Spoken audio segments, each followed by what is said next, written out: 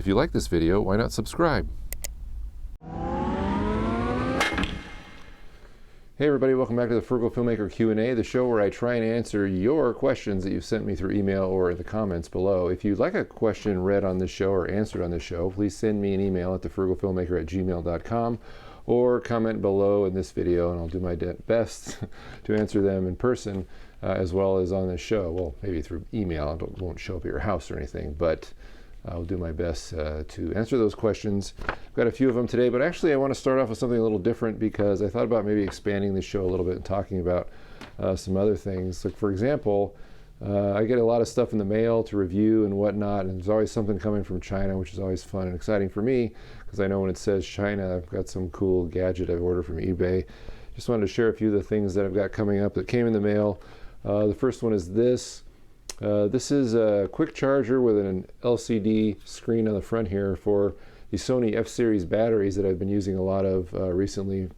Use them on my camera rig and for my LED lights and stuff like that. And I've wanted a decent charger and I haven't been able to find one because I've ordered the cheap ones and I just haven't been happy with them. So I opted to get one of these. These are $25 on eBay, and they have an LCD screen which gives you all the battery information, like the percentage of the battery and the volts and all that. And so I've been eagerly awaiting this, and I'll be reviewing this in the near future. The other thing I got recently was at the post-Halloween sale at Halloween Express. If you have one of those Halloween superstores in your area, right after Halloween, they always have a clearance sale, 40%, 50% off of all their stuff, and you can usually find some really good deals on stuff that you would use on your film set. Last year I got a really nice fogger with a timer for $40, and this year I found this. This is called Perfect Storm, and what this is a lightning simulator, and what it does is you can plug this into an AC outlet or cord or whatever, and then you plug your lights into this outlet right here, up to 1,000 watts worth of lights, and then through this microphone here on the front, this box will flicker the lights based on what sounds you have coming through the speaker you park this next to. Now, I think this is what this is meant for, is like a haunted house, or if you decorate the front of your house in Halloween style and you park this next to your speaker that's playing the thunder sound effect, for example. And in fact, this comes with a CD with an hour's worth of thunder playing, and this will flicker the lights you plugged into it according to how the thunder, the bass, is hitting this microphone right here, and it has a sensitivity knob. But I also discovered a really easy way to use this to make lightning on cue if you have to do it for your movie. I'm going to share that with you in the near future. But that's something I picked up. It's listed for $35 in the store, and I think online as well. I think the lowest I've seen it online, or other people pointed out, was $30, and I got mine for $20. So I'm excited to share that with you. Another thing I wanted to point out was, if you haven't seen the video from last week, it's the Clamp Light 2.0 video.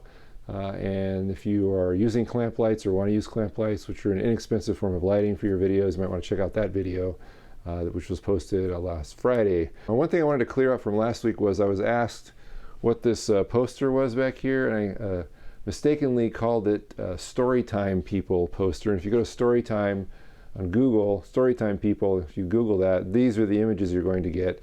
And I remember doing that after I made the video, and I said, that doesn't look right. And so I looked it up, and it was actually Storytime, or Story People is the name of this series of artwork.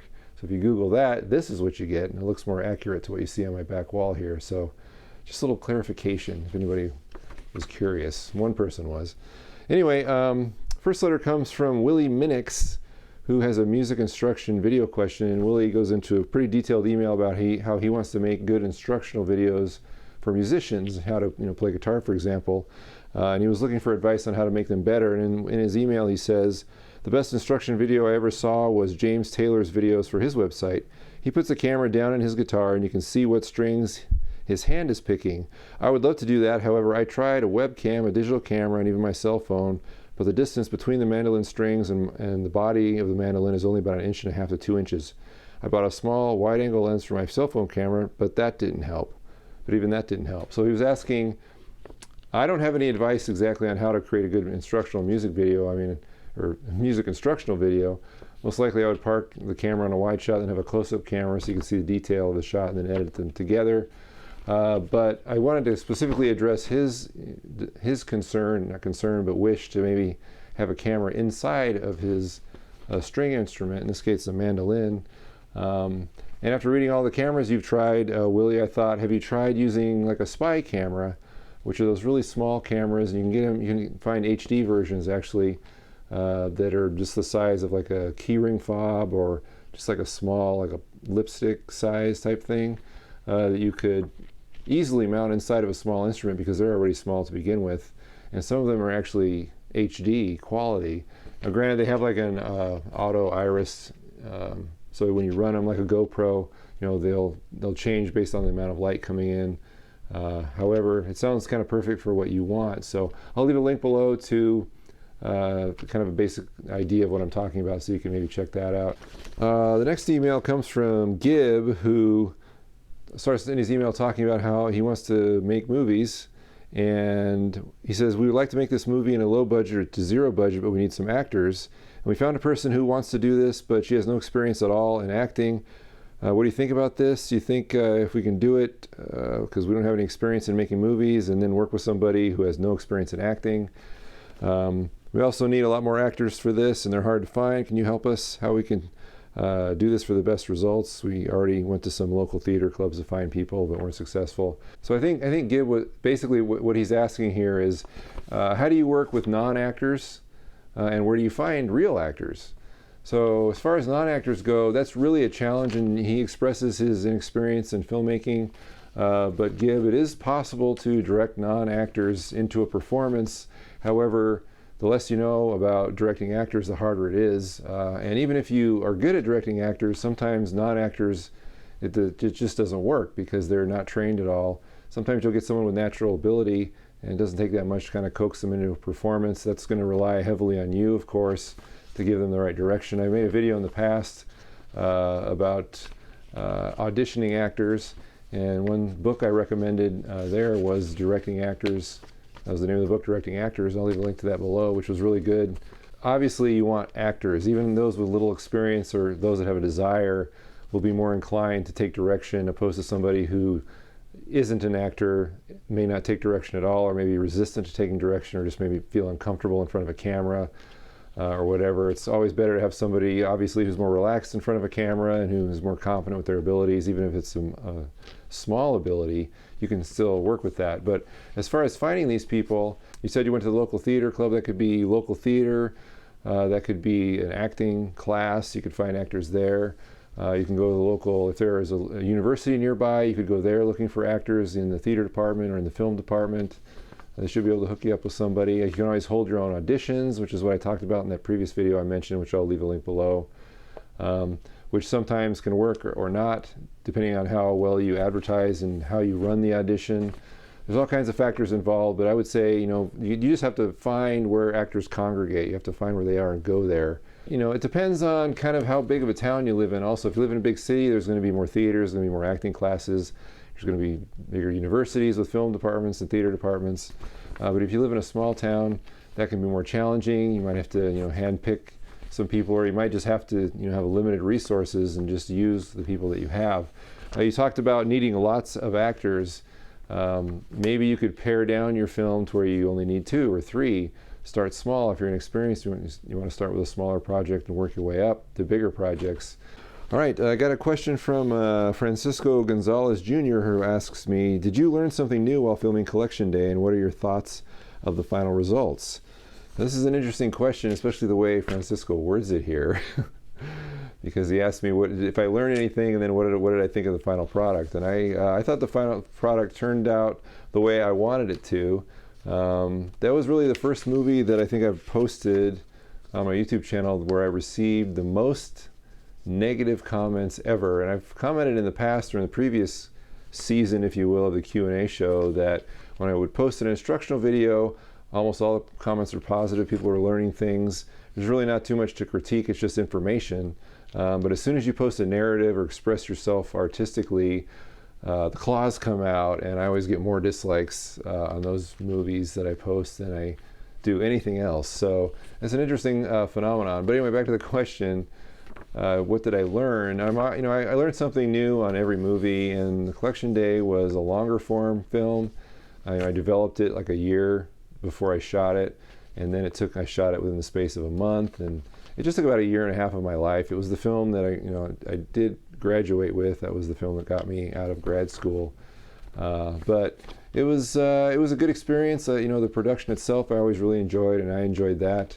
I had to wear a lot of hats. I had some personnel issues, and some people dropped out of the movie behind the camera, and I had to adjust. So one thing I did learn was my resilience to get things finished. I was determined to get that movie done no matter what happened, and I did. So I learned that I could handle a larger project. I mean, this isn't a feature film. It was a 20-minute film. I thought it turned out well. I thought it turned out mostly the way I wanted it. I mean, there's always things that you don't like about your finished movie and you wish you could fix. But I prefer just to kind of, once the movie's over and put up, distribute it on YouTube, for example, that I'm not going to do anything else to it. It's done. I'm not going to go back to it like George Lucas and tweak the effects shots or anything. I mean, it's up there and it's never coming down. And I liked working with those people. A lot of those people I'd never worked with before, both in front of and behind the lens. It was the first time I also crowdfunded a movie.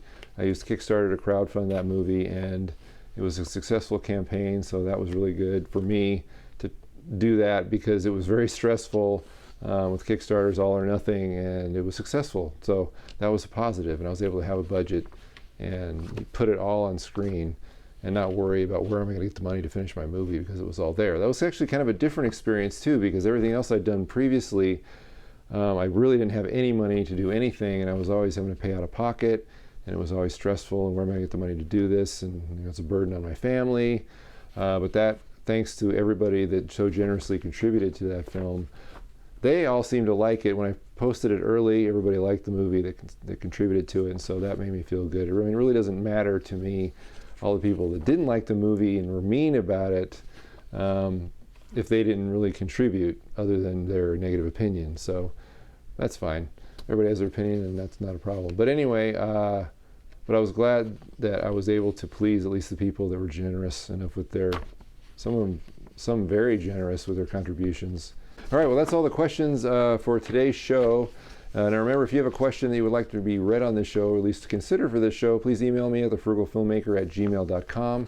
If you want to come to my blog to read kind of the hub of all the stuff that goes on for the Frugal Filmmaker, come to thefrugalfilmmaker.com. There's also the Facebook group where there's lots of people that are contributing. There's over 16,000 members. You post a question there, you'll get an immediate response. Post a video there, people will give you advice and critique. There's links there for deals, all kinds of stuff. So check that out. That's a really good resource for a lot of stuff. And there's also a Twitter feed, and of course this channel. All these links are below. Everything I mentioned in this episode will be below, so you can refer to it. I appreciate you watching this show, and stay tuned this Thursday. Hopefully I'll be able to finally review this. This is the Photodiox ND throttle, and what it is, it's basically a variable ND filter that normally you would put on the front of the lens right here. We've all seen those. This variable ND is actually a combination lens adapter and ND filter. It fits on the back of the lens. This is a Minolta lens right here, and this is an adapter that also has an ND filter built into it. So I've been wanting to review this and share it with everybody, and I said I was going to do it last week, but I ran out of sunlight because these are most effective in bright sunlight. And so I'm going to make another attempt to get that review up for Thursday on this, the ND throttle made by Photodiox. So that's it. Thank you for watching. There'll be another Q&A show next Monday and another video Thursday. We'll see you next time.